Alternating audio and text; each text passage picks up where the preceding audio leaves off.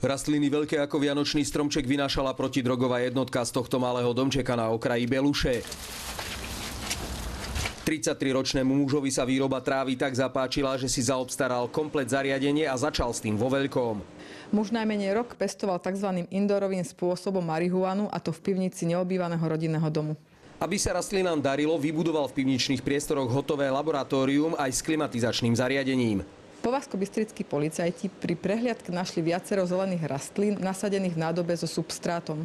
V kufri jeho auta čakali na policajtov pre zmenu balíčky. V igelitových vreciach našli už hotovú sušinu rôznej kvality.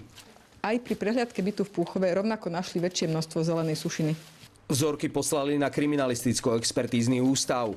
Expertíza potvrdila, že sa jedno marihuanu, z množstva ktorého by sa dalo vyrobiť viac ako 1500 obvykle jednorázových dávok drogy. Zaujímavé je, že Púchovčan nepatrí medzi drogových dílerov. Toto dobrodružstvo ho však vyjde draho. Jedná sa o muža, ktorý nebol v minulosti trestaný za drogovú trestnú činnosť. Mužovi obvinenému zo zločinu výroby drog hrozí až 10-ročné väzenie. Katarína Tekeľová, Michal Bujna, televízia Markíza.